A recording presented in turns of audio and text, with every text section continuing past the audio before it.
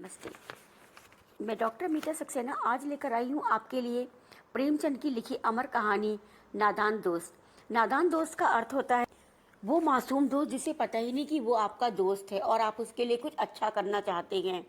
कहानी शुरू होती है एक मामूली से घर से, जहाँ दो भाई बहनें केशव और श्यामा, इन दोनों की जीवन में हलचल मचती है जब ये देखते हैं चिड्डा और चिड़िया दोनों कभी आते हैं अंदर, कभी बाहर जाते हैं, कभी आते हैं कभी बाहर जाते हैं।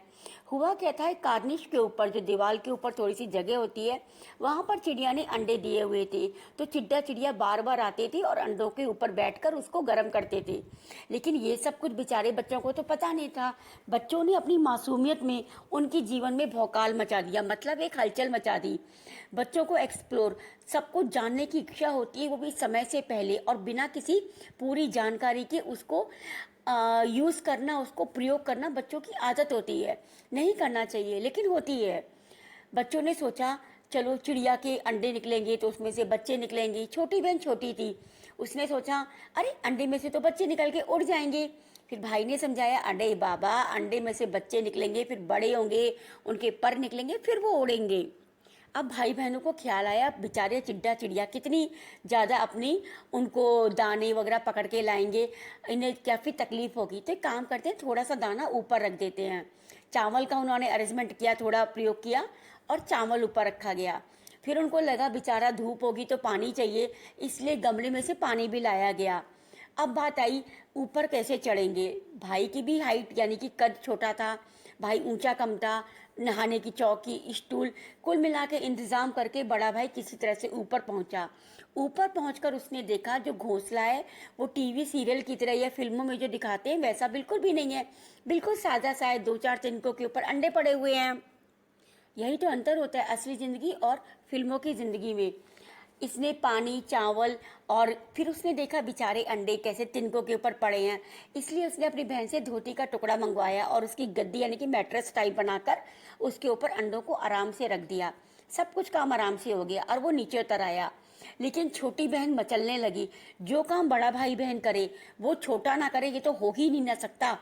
छोटी बहन चिल्लाने लगी अरे मुझे भी अंडे दिखाओ, मुझे भी अंडे दिखाओ, कितने अंडे हैं। बड़े भाई ने बोला 3 अंडे हैं, लेकिन तुझे कैसे दिखाऊं, तो ऊपर चलेगी, हाथ पैर टूट गए, कुछ टूट गया तो मम्मी मुझे मारेगी। दोपहर का समय था वो। दोपहर में जब माँ सारे घर का काम करके सोती है तो बच्चे नहीं सोते। बच्चे क्या करते हैं, शैतानी मचाने बाहर निकल जाते हैं और मम्मी को दिखाने के लिए थोड़ी देर एक्टिंग करके सोते हैं, फिर बाहर भाग जाते हैं। वो दोपहर भी वो लोग यही कर रहे थे। अचानक माँ आ गई, बच्चों को बोल के बोली क्या कर रहे हो यहाँ पर। बड़े भाई को लगा मैंने छोटी बहन को ऊपर नहीं चढ़ाया, पक्का मेरी शिकायत करेगी, लेकिन छोटी बहन ने शिकायत नहीं करी। दोनों चुप करके जाके सो गए। अचानक 4 बजे दोनों बाहर आए और देखते क्या है, अंडा नीचे फूटा पड़ा है, उसमें से जो सफेद पदार्थ है वो बाहर है। छोटी बहन खुश हो गई, अरे अंडे फूट भी गए और अंडे में से बच्चे भी निकल गए और बच्चे बाहर भी उड़ गए।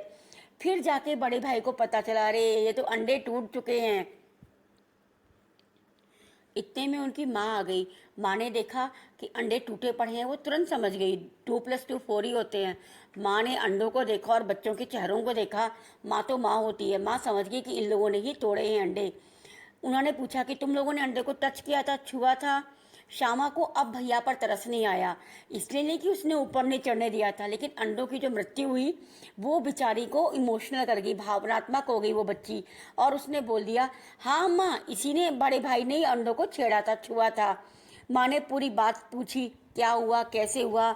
बच्चों ने पूरी कथा सुनाई, हम लोगों ने अंडों की हिफाजत के लिए क्या क्या किया। माँ को पता चला कि बच्चे इतने मासूम हैं, बच्चों को पता ही नहीं था अगर आप चिड़िया के अंडों को छू लें तो उसको लगता है कि वो अंडे पराए हो चुके हैं, किसी के हो चुके हैं, और वो उन अंडों को खुद ही तोड़ देती है।